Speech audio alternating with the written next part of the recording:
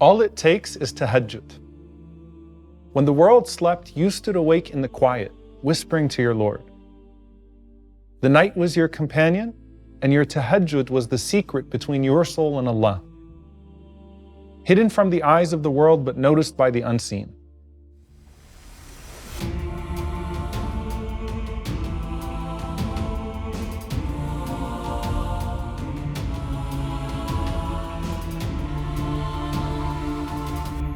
Habib al-Adawiyya rahimahullah used to stand up on her rooftop after Isha, and she would say, Ilahi, gharat al-nujum, wa namat al-uyun, wa ghallaqat al-muluku abwabaha, wa babuka maftuh, wa khala kullu habibin bihabibihi, wa hadha maqami bayna yadayk.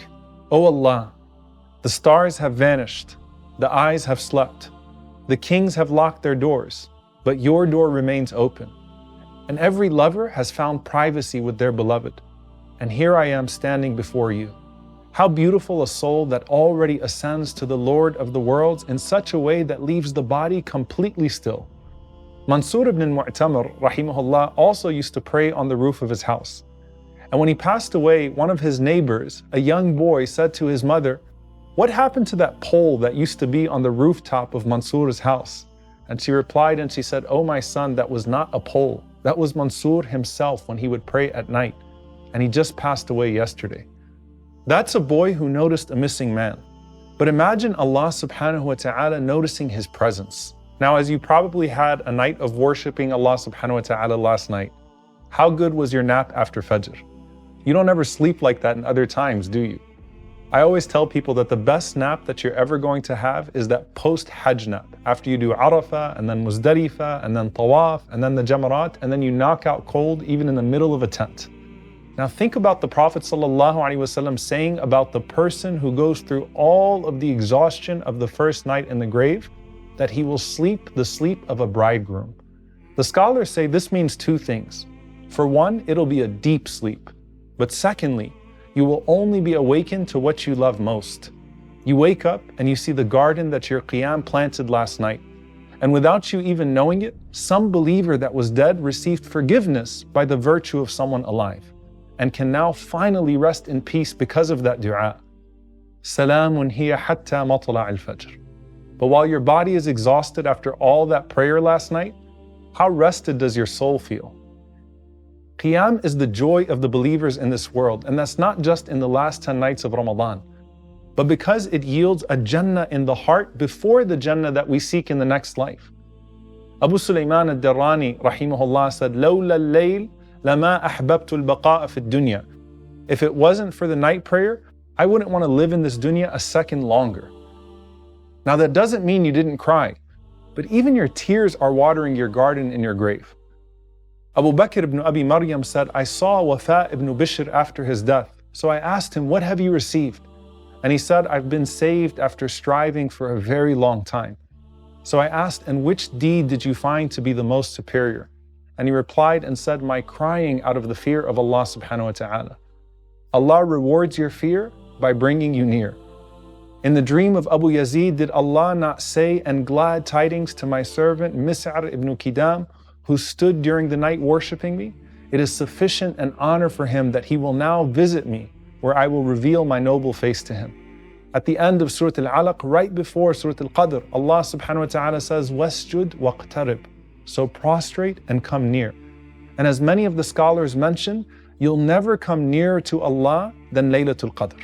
But on every other night of the year, you have that opportunity in the last third of the night to draw near to the Lord of the worlds.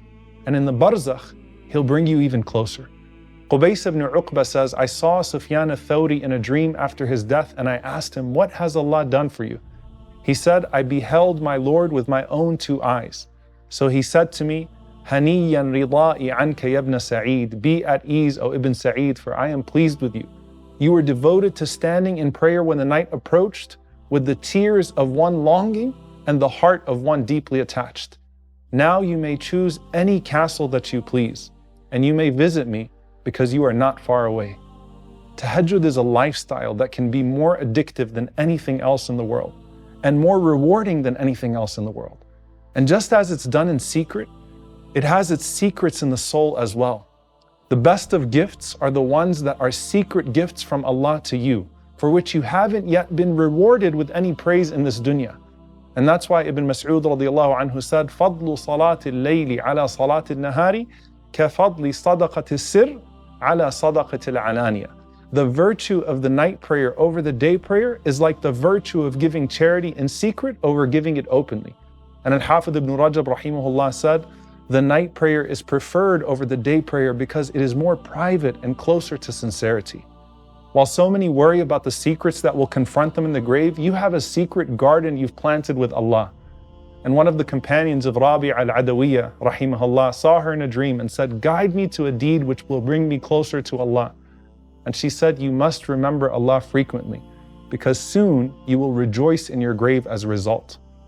One of the righteous said, I saw Abu Bakr al-Shibli in a dream where it appeared that he was firmly seated, and then he approached me wearing fine clothing. I rose to greet him and I sat before him where I asked, who are your nearest companions? He said, those who are most devoted to their remembrance of Allah, who honor His rights upon them, and who do not hesitate to seek His pleasure. تَتَجَافَى جُنُوبُهُمْ عَنِ الْمَضَاجِعِ يَدْعُونَ رَبَّهُمْ خَوْفًا وَطَمَعًا وَمِمَّا رَزَقْنَاهُمْ يُنْفِقُونَ. They forsake their beds to cry unto their Lord in fear and hope, and spend of what we have bestowed upon them. فَلَا تَعْلَمُ نَفْسٌ مَا أُخْفِيَ لَهُم مِّن قُرَّةِ أَعْيُنٍ جَزَاءً بِمَا كَانُوا يَعْمَلُونَ. And so no soul knows what is kept hidden from them of joy, as a reward for that which they used to do. When Allah shows you what He had in store for you for all of your devotion, wouldn't you wish you availed yourself of even more of the opportunities He put before you? لعلي أعمل صالحا فيما تركت كلا إنها كلمة هو قائلها ومن ورائهم برزخ إلى يوم يبعثون.